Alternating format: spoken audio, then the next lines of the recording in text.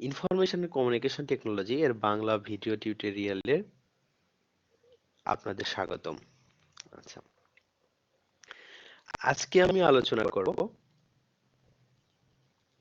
Exercise 3 অর্থাৎ digital ডিভাইসের উপরে।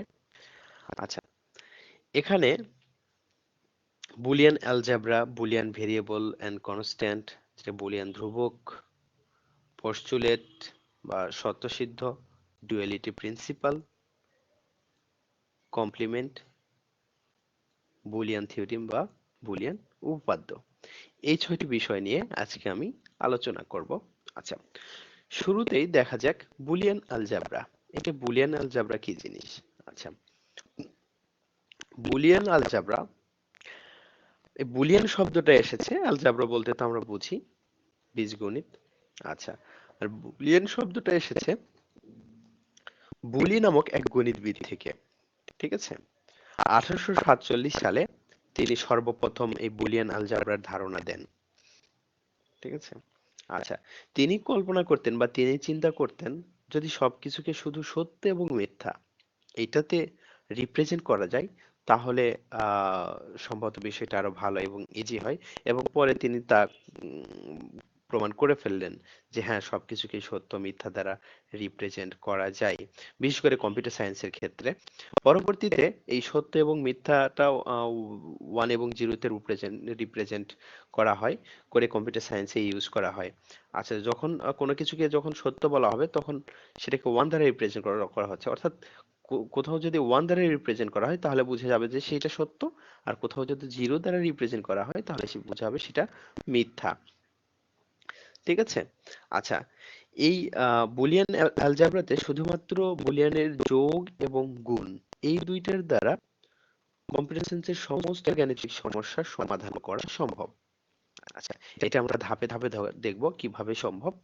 তারপরে আমরা দেখে নেই বুলিয়ান ভেরিয়েবল এবং কনস্ট্যান্ট। আচ্ছা, বুলিয়ান অ্যালজেব্রা সম্পর্কে এর বেশি কিছু না জানলেও হবে আপাতত।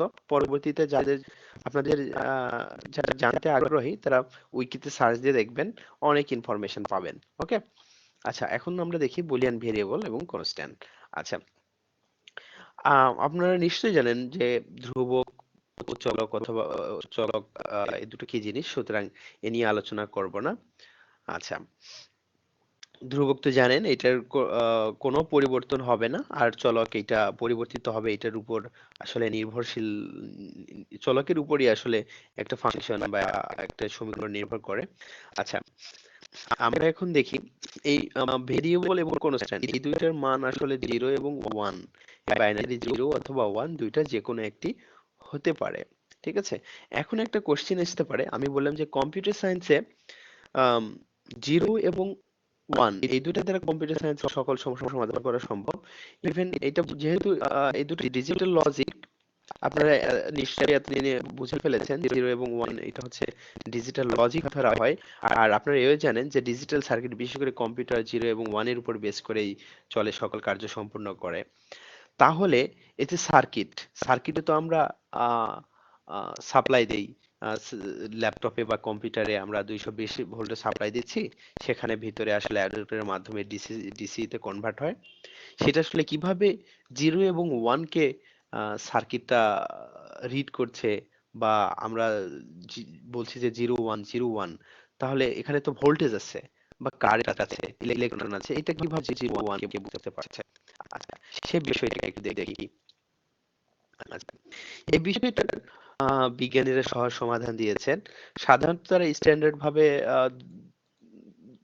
ধারণা ধরে নিয়েছে যে আমরা যদি কোনো সার্কিটে জিরো থেকে, জিরো ভোল্ট থেকে যদি 0.8 ভোল্ট প্লাস সামথিং যদি দিয়ে থাকি, তাহলে সেটাকে আমরা জিরো লজিক কল্পনা করছি, আর জিরো লজিক বা মিথ্যা কল্পনা করছি। আর 2 ভোল্ট থেকে 5 ভোল্ট প্লাস এর মাঝে যদি দিয়ে থাকি তাহলে সেইটাকে ওয়ান লজিক বা সত্য কল্পনা করছি। ঠিক আছে, আচ্ছা, যদিও ডিজিটাল ইলেকট্রনিক্সে 0.8 ভোল্ট থেকে 2 ভোল্ট এই লেভেলটা সংজ্ঞায়িত নয়। ঠিক আছে, আচ্ছা, কেন নয়? ডিজিটাল ইলেকট্রনিক্সে আমরা 0 1টাকে কল্পনা করছি, তাই না? 0 1 লজিক ধরে নিচ্ছি। এখানে তো ভোল্ট লেভেল নিয়ে আমরা কাজ করছি না, তাই না? আচ্ছা, এখন আহ, আমরা তাহলে বুঝবো যে কোন সার্কিটে, আসলে ডিজিটাল সার্কিটের ক্ষেত্রে, অ্যানালগ সার্কিট আর ডিজিটাল সার্কিটে কোথাও 2 ভোল্ট থেকে 5 ভোল্টের মাঝে থাকলে সেটাকে 1, এবং 0 ভোল্ট থেকে 0.8 ভোল্টের মাঝে থাকলে সেটাকে আমরা 0 ধরে নিচ্ছি। এটা পরবর্তীতে যদি সুযোগ পাই তাহলে এটা প্র্যাকটিক্যালি আপনাদের দেখায় দেব কিভাবে 0 থেকে 8 দিলে 0, এবং 2 ভোল্ট থেকে 5 ভোল্টে দিলে এটা 1 কে রিপ্রেজেন্ট করছে বা 1 কে চিনছে। এটা কোনো একটা লেকচারে যদি সুযোগ পাই এটা আমি আপনাদের দেখায় দেব প্র্যাকটিক্যালি। আচ্ছা, তাহলে আমরা উম, দুইটা ব্রিফ আলোচনা করে ফেললাম, বুলিয়ান আলজাবরা, তারপরে বুলিয়ান ভেরিয়েবল বা কনস্ট্যান্ট, এটাও হালকা ধারণা নিয়ে নিলাম। তাহলে বুলিয়ান আহ, এখন আমরা দেখছি পোস্টুলেট। ঠিক আছে? আচ্ছা, পোস্টুলেটটা কি? পোস্টুলেট হচ্ছে এই 0 1 এর আমরা যে বলছি যোগ এবং গুণের মাধ্যমে এই দুইটার একটা পোস্টুলেট আছে, সেটা আমরা দেখছি। আচ্ছা, যেহেতু আমার বাইনারিতে 0 এবং 1 এই দুইটা নাম্বার রয়েছে, তাহলে এই দুইটার কম্বিনেশন টোটাল কতগুলো হতে পারে? 0 1, এই দুইটার কম্বিনেশন কত হতে পারে? 4টা হতে পারে, তাই না? টু দি পাওয়ার 2, 0 0, 0 1, 1 0 এবং 1 1, এই 4টা কম্বিনেশন আমরা পাইতে পারি। ঠিক আছে? আচ্ছা, এখন আমরা দেখি যে আমরা আগে যখন বুলিয়ান আলজেব্রার আলোচনা একটু ব্রিফ করলাম, তখন বললাম যে কম্পিউটার সায়েন্সের সমস্ত গাণিতিক সমস্যা আমরা শুধু যোগ এবং গুণের মাধ্যমে করে থাকি। তাহলে এটাকে আমরা প্রথমে গুণ বা যোগ করে দেখি যে আসলে কি হয়। ঠিক আছে? আচ্ছা, তাহলে আমরা প্রথমে যোগটা দেখছি।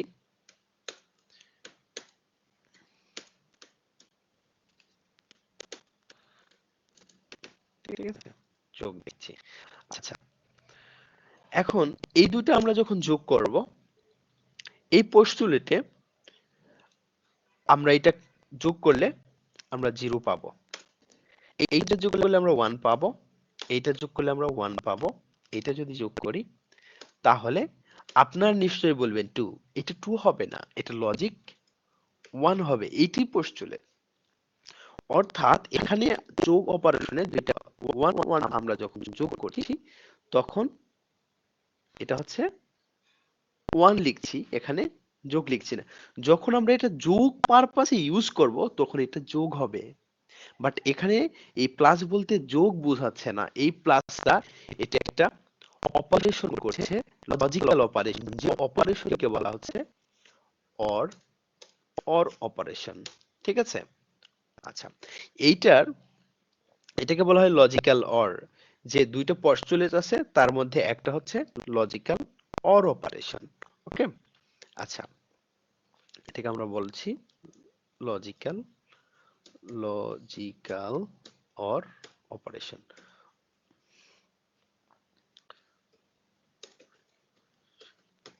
Logical or operation. আচ্ছা, লজিক্যাল অর অপারেশনে কি হবে? আমার যদি দুইটা বাইনারি, দুইটা 0 0 যোগ করি 0 হবে, 0 এবং 1টাকে যোগ করি তাহলে 1 হবে, 1 এবং 0 যোগ করি তাহলে 1 হবে, এবং 1 1 যোগ করলে 1 হবে। এইটা আসলে পড়ার সময় আমরা কখনোই 0 যোগ 0 বলতে পারবো না, বা 0 সাথে 1 যোগ এইটা বলতে পারবো না। এটা যেহেতু অর অপারেশন, অর্থাৎ এই প্লাস দ্বারা আমরা অর অপারেশনটাকে রিপ্রেজেন্ট করছে। ঠিক আছে? এই এটাকে আমাকে অর বলতে হবে। 0 অর 0, 0 অর 1, 1 অর 0, 1 অর 1। ঠিক আছে?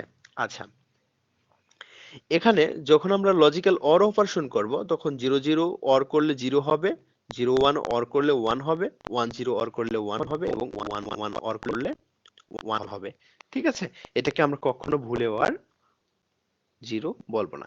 এটাকে এটা এক, পোস্টুলেট এক, ঠিক আছে। এখন পোস্টুলেট দুই, এটা দেখি। এইটাতে আমরা যে চারটা কম্বিনেশন হবে, zero zero, zero one, one zero, আর একটা হচ্ছে ওয়ান ওয়ান, ঠিক আছে। আচ্ছা, এটাকে আমরা করছি গুণ বা ডট অপারেশন,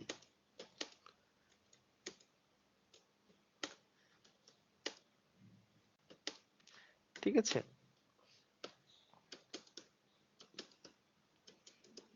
আচ্ছা, এখন এইটাতে আমরা যখন জিরো গুণ জিরো করছি তখন আমার রেজাল্ট আসবে জিরো, ওয়ান গুণ জিরো করছি রেজাল্ট আসবে জিরো, আমরা যখন ওয়ান গুণ জিরো করছি রেজাল্ট আসবে জিরো, ওয়ান ওয়ান গুণ করছি তখন ওয়ান।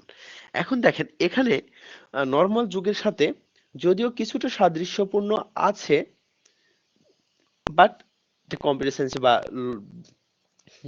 ডিজিটাল সিস্টেমে, এটাকে আমরা অর বলছি। আর এই ডট অপারেশন যদি থাকে তাহলে এটাকে আমরা বলবো লজিক্যাল এন্ড অপারেশন, ঠিক আছে। এটাকে আমরা বলবো লজিক্যাল এন্ড অপারেশন। এটাকে আসলে পড়ার সময় পড়তে হবে zero and zero, zero and one, one and zero, one and one.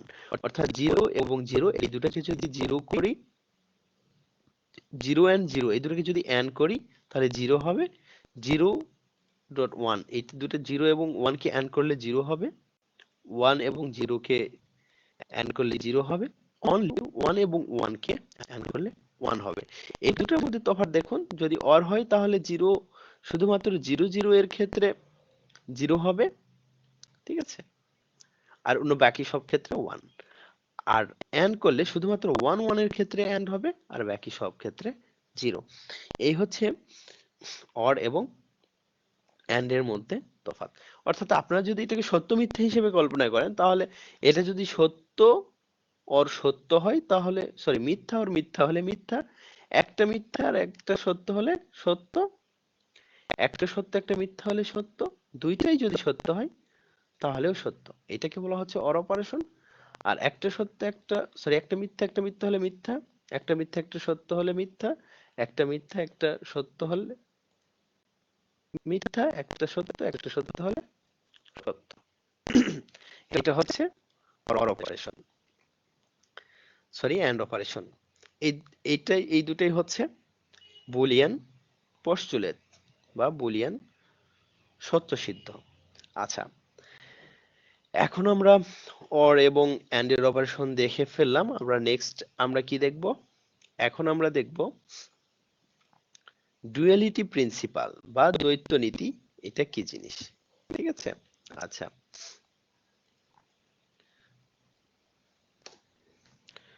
Duality বা দ্বৈত, ডুয়ালিটিতে যেটা হবে, আচ্ছা আমরা একটু লিখে ফেলি, one plus one equal to one, ঠিক আছে। আবার লিখলাম one plus zero equal to one, এটা অরে লিখলাম, ঠিক আছে। এখন এটার ক্ষেত্রে যখন আমরা ডুয়ালিটি করব, ডুয়ালিটি মানে হচ্ছে আমার এই ওয়ানটাকে জিরো দ্বারা রিপ্লেস, অর্থাৎ যদি ওয়ান থাকে সেটাকে রিপ্লেস করতে হবে জিরো দিয়ে, আর যদি জিরো থাকে সেটাকে রিপ্লেস করতে হবে ওয়ান দিয়ে, যদি প্লাস থাকে সেটাকে রিপ্লেস করতে হবে ডট দিয়ে, অর্থাৎ যদি অর থাকে সেটাকে রিপ্লেস করতে হবে এন্ড দিয়ে, আর যদি এন্ড থাকে সেটাকে রিপ্লেস করতে হবে অর দিয়ে। আমরা এটাকে এখন থেকে অর বলবো আর এটাকে এখন থেকে এন্ড বলবো, ওকে। আচ্ছা, এটাই হচ্ছে আমার ডুয়ালিটি প্রিন্সিপাল, অর্থাৎ ওয়ান থাকলে সেটাকে জিরো দিয়ে রিপ্লেস করব, জিরো থাকলে সেটাকে ওয়ান দিয়ে রিপ্লেস করব, প্লাস থাকলে ডট দিয়ে, আর ডট থাকলে প্লাস দিয়ে। আচ্ছা, তাহলে এইটার যদি আমরা ডুয়ালিটি নির্ণয় করতে চাই তাহলে কি আসবে? One zero dot zero equal to zero, এটা ডুয়ালিটি।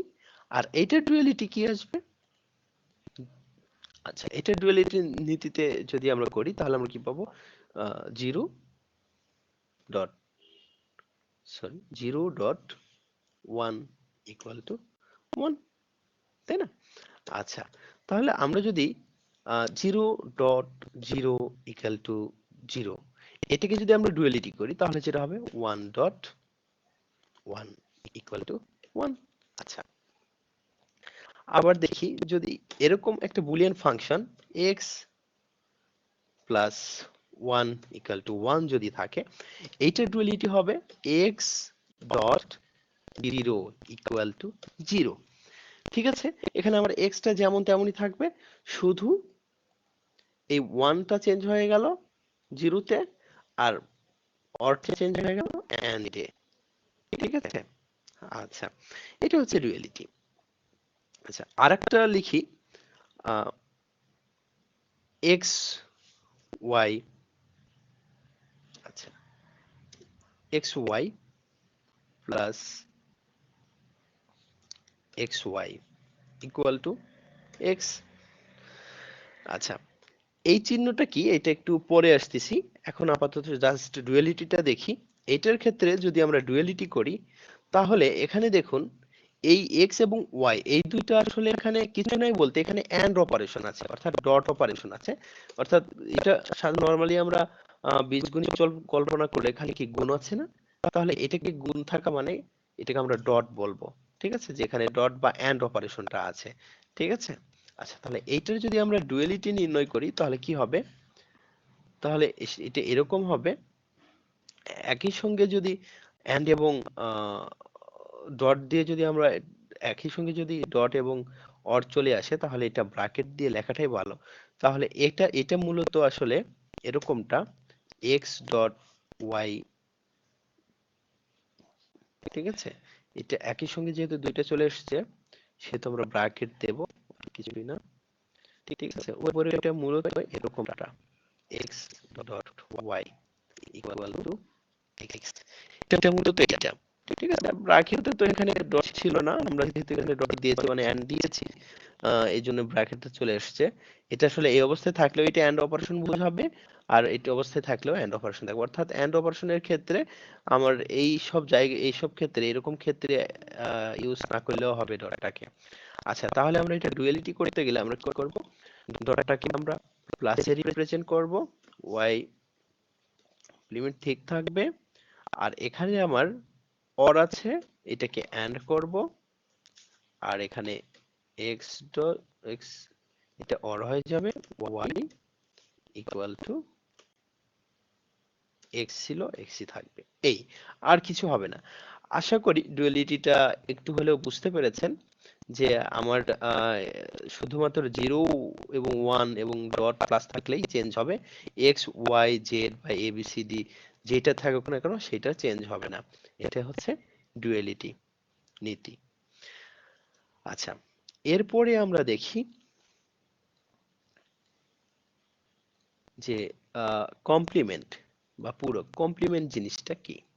আচ্ছা, তাহলে কমপ্লিমেন্টটা এই যে আমরা একটু আগে এরকম একটা সাইন ইউজ করেছিলাম না, এই সাইনটাকে পূরক বা কমপ্লিমেন্ট সাইন বলা হচ্ছে। এটা থাকলে কি হবে, এটা থাকলে হবে আমার যদি জিরোকে আমি যদি এই সাইন জিরোর উপরে সাইন দেই তাহলে জিরোটা হয়ে যাবে 1, আর 1 এর উপরে যদি এই সাইনটা থাকে তাহলে 1টা হয়ে যাবে 0। ঠিক আছে, আবার হচ্ছে যদি ডটের এই অপারেশনটা আসে, ঠিক আছে, যদি ডটে এই অপারেশনটা আসে তাহলে এটা অরে রিপ্রেজেন্ট হবে, কিছুটা ডুয়ালিটির মতোই আসলে চলে আসে। আচ্ছা, বাট এটাকে আমরা ডুয়ালিটি বলবো না। এটাকে যদি আমরা কমপ্লিমেন্ট করা হয়, কমপ্লিমেন্ট মানে ইনভার্ট, যেটা থাকবে তার বিপরীত। আচ্ছা, অর্থাৎ এটা কি এই চিহ্নটা হচ্ছে কমপ্লিমেন্ট বা পূরক চিহ্ন। ঠিক আছে, এটা থাকলে বোঝা যাবে এটার কমপ্লিমেন্ট। অর্থাৎ 0 কমপ্লিমেন্ট থাকলে সেটা 1, 1 কমপ্লিমেন্ট থাকলে 0। ঠিক আছে, আর যদি এন্ড এর উপরে কমপ্লিমেন্ট করা হয় তাহলে এটা হবে অর, অরে কমপ্লিমেন্ট করলে এটা হবে এন্ড। ঠিক আছে, আচ্ছা, আমরা তাহলে কিছু এক্সাম্পল দেখে নেই। ঠিক আছে, 1 প্লাস 1 ইকুয়াল টু 1।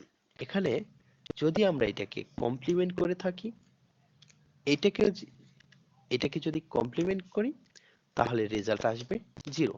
এটা আসলে কিভাবে আসলো আমরা করে দেখি। আমরা যদি 1 এর উপর কমপ্লিমেন্ট করি তাহলে সেটা কি বলছে 0 0 প্লাস, আচ্ছা আমরা কিন্তু এটার উপরে কমপ্লিমেন্ট করছি না, শুধুমাত্র 1 এবং 1 এর উপরে, এটা হবে কি 0। আর আমরা পোস্টুলেট থেকে জানি যে 0 এবং 0, আমি পোস্টুলেটে দেখিয়েছি 0 এবং 0 এই দুটো যদি অর করা হয় তাহলে 0 হবে, ঠিক আছে। তাহলে এই দুটো যদি কমপ্লিমেন্ট করা হয় তাহলে কি হবে 0। এখন যদি এরকম একটা হয় তাহলে কি হবে দেখি, তাহলে এটা হবে 1। কিভাবে হবে, 1 থাকলে এটা আমার 0 প্লাস, এটাকে কমপ্লিমেন্ট করলে কি হবে 1, ঠিক আছে। আর আমরা পোস্টুলেট থেকে দেখেছি 0 এবং 1 টাকে অর যদি করা হয় তাহলে এটা হবে 1, ঠিক আছে। আচ্ছা এখন হচ্ছে আমার কোনো ফাংশন, একটা বুলিয়ান ফাংশনে কাজ করি, আমরা তো এখানে দেখলাম। আচ্ছা যদি আরেকটা এক্সাম্পল দেখি, 1 প্লাস 0, এখানে ডট দিয়ে দেখি, শুধু প্লাসই দেখছি, কমপ্লিমেন্ট এরকম যদি থাকে তাহলে এটা কি আসলে অপারেশনটা কি হবে।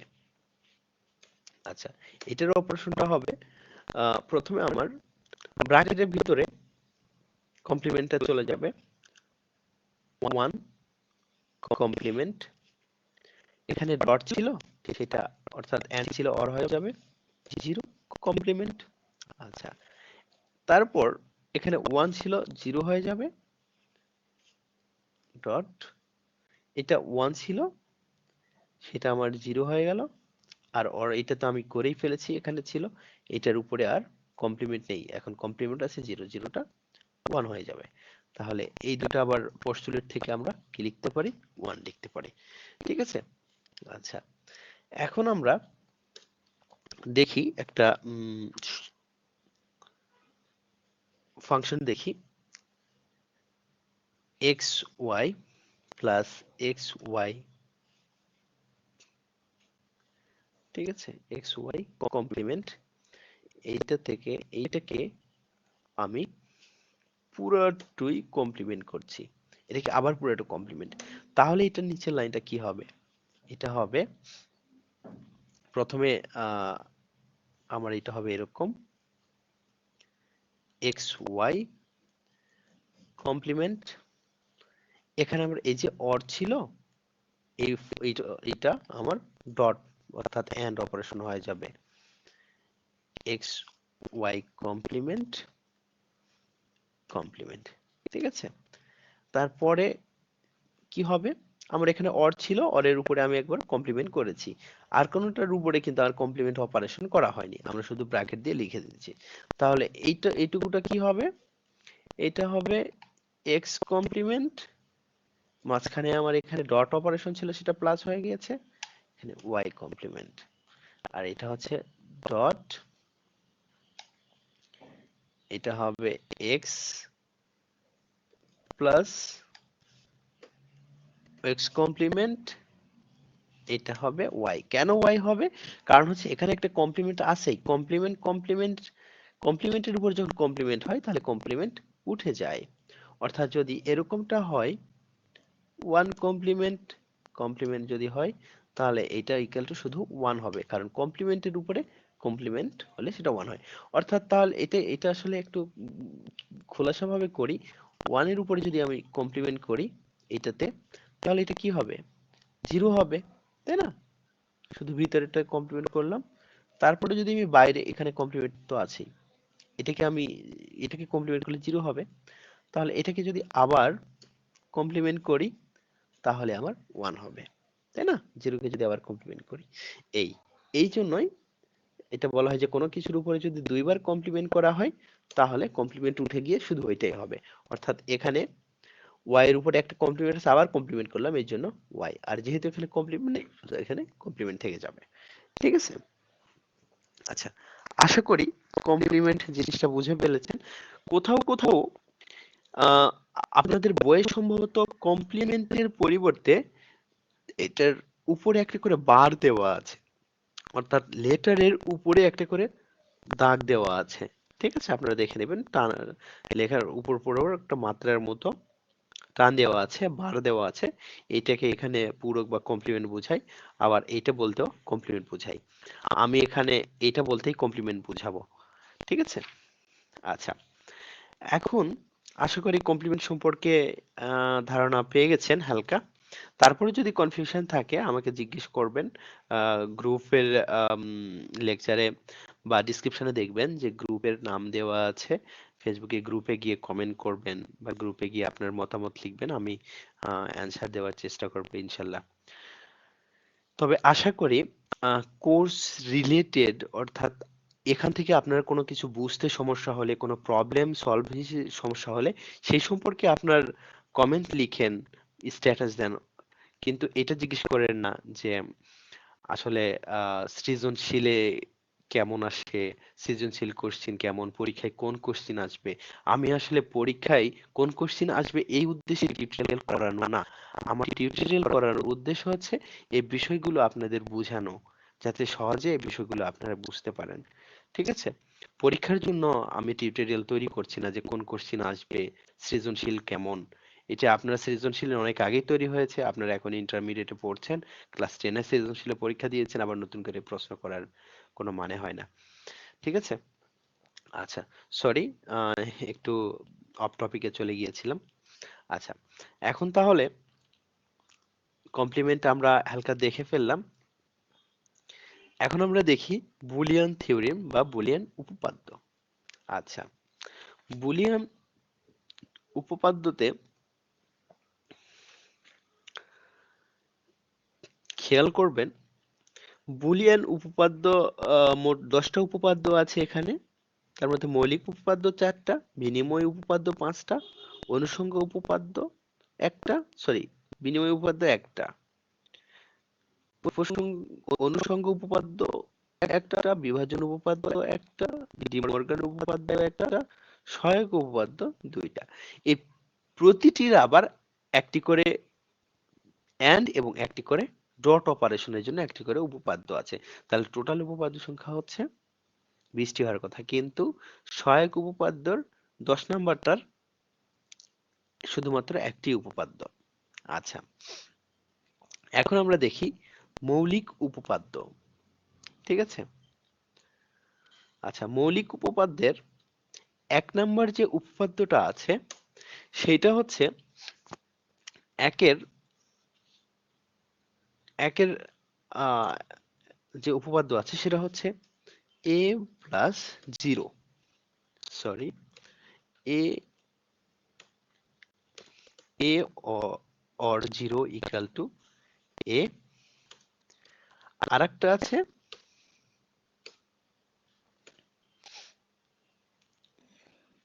হচ্ছে a and 1 equal to a। আচ্ছা, আপনারা এখানে বইয়ে অবশ্য বুলিয়ানের যে উপপাদ্যগুলো দেওয়া আছে, উপপাদ্য দেখলে আপনারা এখান থেকে বুঝতে পারবেন। আমি উপপাদ্য যে 10টা আছে, মৌলিক উপপাদ্য, বিনিময়, অনুষঙ্গ, বিভাজন উপপাদ্য, মূল্যায়ন উপপাদ্য এবং সহায়ক উপপাদ্য। আচ্ছা, আজকের ভিডিওটি অনেক দীর্ঘ হয়ে গেছে। উম, আপনাদের এত বড় ভিডিও দেখতে বোরিং লাগবে, কারণ আমি যখন স্টুডেন্ট ছিলাম, আমি যখন এই টিউটোরিয়াল গুলো দেখতাম, যদি একটু বড় হইতো আমার কাছে নিজেই সেটা দেখতে বিরক্ত লাগতো। আমরা বুলিয়ান উপপাদ্য এটা যতগুলো এই 10টা যে আম, উপপাদ্য দেওয়া আছে, এই 10টা উপপাদ্যেরই প্রমাণ আমরা দেখব। এখন একই সঙ্গে করতে গেলে অনেক লং একটা ভিডিও হয়ে যাবে, সুতরাং আজকে এ পর্যন্তই রাখছি। এই 10টা নেক্সট লেকচারে আমরা এই বুলিয়ান উপপাদ্য যে 10টা উপপাদ্য আছে এই 10টা উপপাদ্যর প্রমাণ সহ আমরা কিছু এক্সাম্পল দেখব। ঠিক আছে, তাহলে আজকে এই পর্যন্তই। ধন্যবাদ সবাইকে, ভালো থাকবেন।